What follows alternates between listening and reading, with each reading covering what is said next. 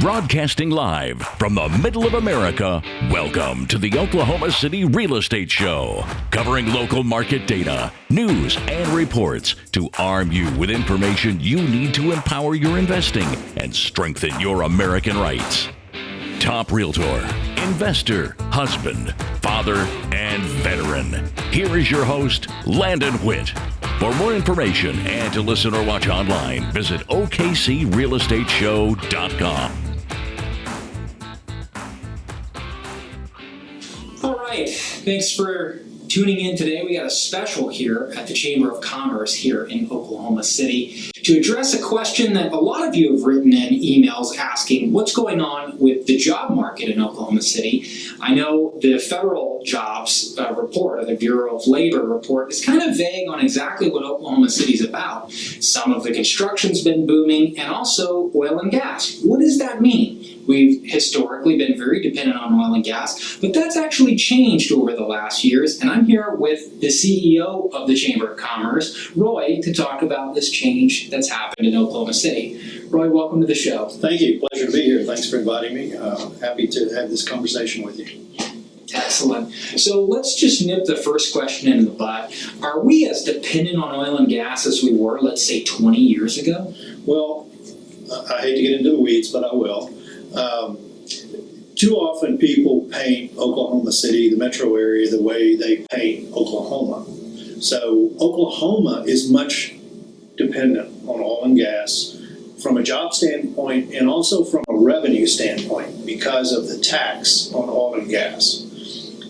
The Oklahoma City metro, though, is totally different from that.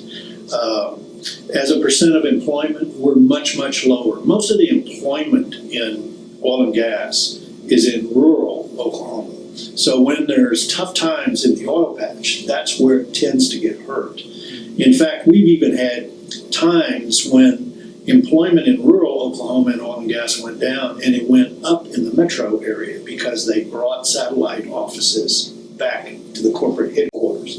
So we're a corporate headquarter oil and gas community. They don't drill oil and gas in Oklahoma City. They drill it in Oklahoma. So our dependency is very different than what the state of Oklahoma is. We have seen continued decline in employment, but that's predominantly headquarter employment and some of their other employment as well. But as a percent of our total employment, oil and gas only represents about 3%. When I give speeches and I ask people, what do you all think the percent is? People say 20, 30, 40% of all the employment in the metro is oil and gas. It's 3%. Wow. Wow. So there's that misnomer that our metro looks like Oklahoma. It doesn't at all. The aerospace industry, the bioscience industry are more than double the employment of oil and gas in our marketplace, yet most people have no clue about that. The fastest job growth industry in the metro is the hospitality industry. We created that industry about 2 decades ago. It did not exist before then. So all of those sectors are really growing. Oil and gas is very stable or partially declining a little bit, but in the scheme of things, as it relates directly to jobs, not very significant. Relative to economic impact, yeah, because those are higher paying jobs than a lot of the other ones. So oil and gas has an economic impact, but our cities in the metro area don't rely on oil and gas taxes, so they're not impacted by that. Mainly where they get impacted if that industry is in a decline is people have less buying power, maybe less retail sales purchases. But, it's gotten to the point now where because it's such a small percentage of overall employment, a couple of changes don't significantly impact our economy. On the metro area, state, yes. So very, very different apples and oranges. Sure. 3% is a huge difference, again, from what the public sentiment is, especially for you international folks that are even watching. So when we get past oil and gas, that number one question, then we're getting to builders right now, the Builder Summit. One of the things that popped up this year, and this was by the head economist of Stuart Title, stating that builders, you need to watch the job market. Now, that's a no-brainer, right? I mean, if you're going to build homes, you got to sell it to somebody. That somebody has to qualify for a home loan. What does that mean in terms of overall job growth? We talk about unemployment, and we're among the lowest in the nation for unemployment. Right. But what about employment?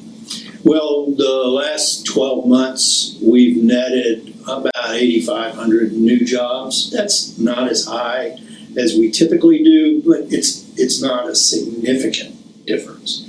The previous 12 months, about 10,000. So, 85 versus 10, yeah, that's a few less, but not a significant drop off. So, we see this kind of all the time. This market is a slow, steady growth market. It's not fast, it's not slow, but it's steady. We add about 20,000 people a year to the metro, and that translates to 8,000 or so jobs. That goes up and down. Some years we might add 20 to 30,000. We usually don't add less than that. So we see those trend lines really continue. We're not an explosive market, never have been, and we're not a big contracting market. So we clip along usually at 1.5% to 2% growth every year, which doesn't Which is sound like right in much. line with our population growth. Correct. Yeah, because that 20,000 people moving a year, that's about what, 1.5%? I think is the last figure I looked at. Roughly. And We're you about figure- 1.4 million in the within the metro. Wow. So Wow. 1.5 is Sure. Well, and 20,000 plus. you've got a family moves here. Not everybody gets a job, right? Right. Exactly. You still have lots of mothers doing hard work at home, taking care of the kids, and you've got kids that don't get jobs but are still counted as population Right. growth. Exactly. So that's your figures. Now, when we talk about 8,500 new jobs, well, how is that metric? When you say new job, is that more people getting a job, or is that new positions that have never been there before? It's net new jobs. Okay. So yes, it is jobs that weren't there before. Mhm. They could be very different from the ones that went away, because every year you lose jobs in many different business Sure, sectors, industry technology, sectors, sure. everything. But where we're focused is on what we refer to as primary jobs, and those are the jobs that truly build an economy. They export goods and services outside of our market and import wealth. About 10 to 15% of jobs are those kind of jobs, and the rest of the jobs basically live off of that. Like a retail job Sure. lives off of a wealth building job. So, that's what we are really focused on, because that's what builds an economy, not just circulates the resources within it. You're talking about importing funds, like in the finance sector. I know there's a lot of IT happening. Yeah, I mean, if anything is value added, okay? You could be a manufacturer of a product and you sell it in Texas, or you sell it in Canada, or you sell it in London. You're importing that wealth back here. Sure. But it can also be, you could be an international attorney. Right. You could be an international retailer. Right. So it's not really what industry sector you're in, but where's your customer? And if your customer is out of our market, then you're importing wealth when you sell that good or Right. service. I So see. that's the kind of jobs we focus on, because if you create those primary jobs, you automatically create The secondary service and jobs. hospitality. Yeah, so Absolutely. if you make $100,000 a year and that salary is all coming from North Carolina, that's $100,000 now in our economy that didn't exist, and you're going to spend that money more likely than not, most of it in our market. You're going to Sure. buy a car or a house or clothes or food or whatever.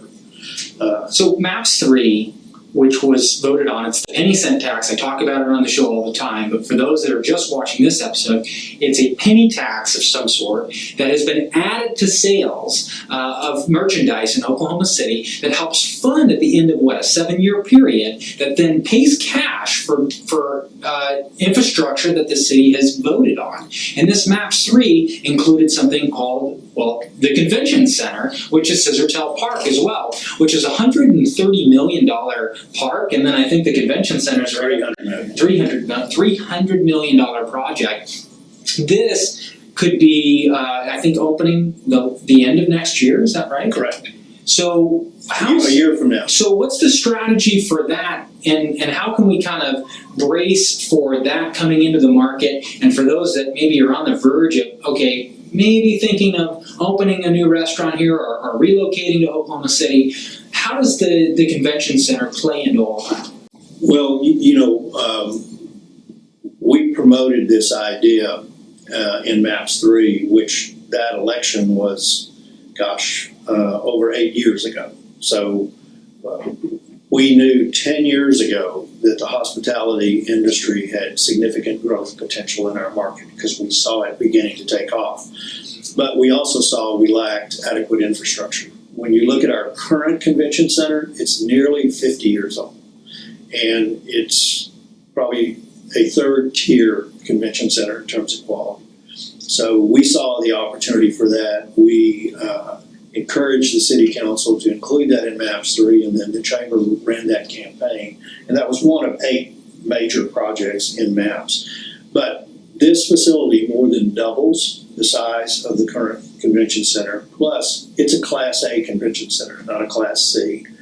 There's a 650-room Omni Hotel going in next door. So obviously, Omni is high on this project. As you mentioned, there's a $130 million park across the street. There's a $130 million transit system that serves it, modern streetcar. There's a new parking garage apartment complex going in next door to it as well. But the neat thing about the hospitality industry, it's a primary job provider. Here are people coming in from outside, spending their money here, and then going home, which is the most purest form of economic development there is. Right. You don't have to educate their kids. Sure. You don't have to take care of their social needs. They're gone, and they dump this money into our. So we see that the convention center and the hospitality industry is going to really remain a strong sector. We're already booking. We run the Convention and Visitor Bureau, the chamber does, and we're already booking conventions into the new convention center that won't be open, for another year. Wow. So excellent. there's a lot of excitement around the country. Sure. Our convention center has been featured in a number it's beautiful. meeting, it really is. Magazines and entities like that. So we're kind of the talk of the town. It's really unusual to build a brand new convention center. Most cities renovate or add to their existing one.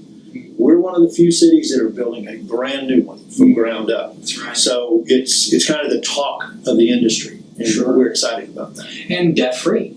Debt-free, which is unheard of in the world today. Well, and in December the 10th, we're going to be voting on MAPS 4. That's right. And that's the biggest yet. 8 years, 9 months, about $980 million for projects. And just to give you an example, we've conducted a number of economic impact analysis based on MAPS investments. And if you go back to MAPS 1, 2, and 3, those combine to be about $1.5 billion. The economic impact they generated in terms of new development over and above that is in excess of $6 billion. So these things are economic engines. I'll give you another example. Sure. When the city council announced where the modern streetcar was going to go in 2011, 8 years ago, we did an impact analysis of that time to this time, and on the tracks, about $1.5 billion has been spent on new investment along the streetcar route. So that just gives you an example of how when communities make these investments and they do them smart, they create a huge secondary impact that is connected to but not a part of the first one. And that's what we anticipate with the park, with the convention center, that's going to create a lot more investment than just that itself. Well, Roy, I know you're a busy man. One final question, and this is what I know you investors are looking for and you're asking for. 2020, where do we invest? Well, what's interesting about this market is it's not so much an area or a region. It's kind of all over. If you look at our market, you see development in all quadrants. You see growth in the El Reno, Yukon, west area. You see growth east, the Shawnee area. You see growth Edmond. You see growth south and Moore and Norman and South Oklahoma City. So what's kind of unique is it's everywhere. It's not, it's just the Northwest or it's just the Southeast, which in a lot of cities that's true. There's one or two or three. Atlanta, the belt. Well, and sometimes you're limited because of oceans or rivers or deserts, and here we're not. So, we see relatively strong residential growth, commercial growth in all over. Now, industrial is geared to where land is and zoning, around the airports and where existing manufacturing. We see office construction all over the market, not just downtown, not just in the Northwest, not just on Memorial. And we see these commercial developments beginning to pop up. Something new, too, that we've seen in this market over the last, I would say 5 to 10 years, is the rejuvenation of neighborhoods, older neighborhoods.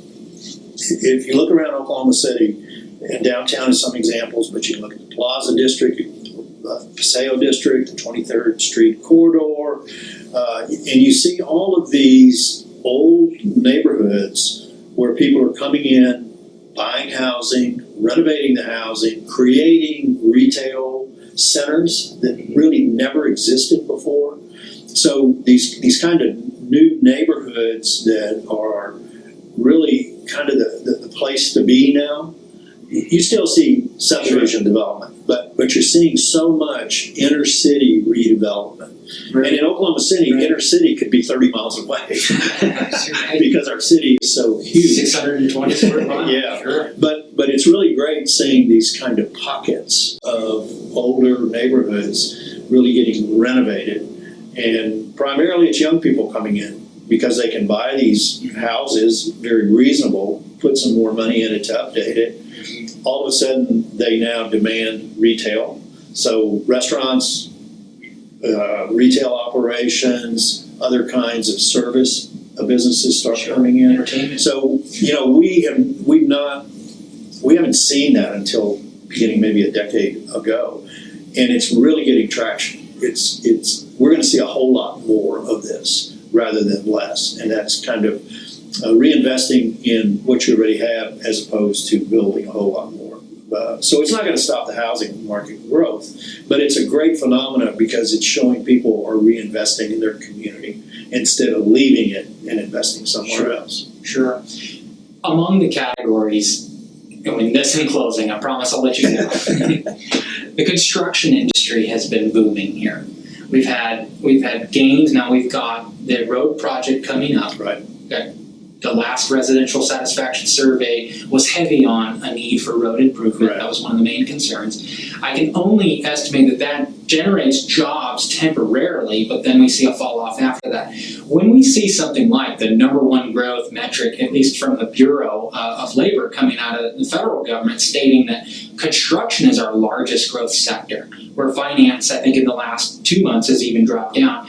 How do we interpret that when we look at construction? Is construction just a fly-by-night thing where we should ignore that? Or is that a growth that we're expected to kind of stay within just because the city's going slow? Well,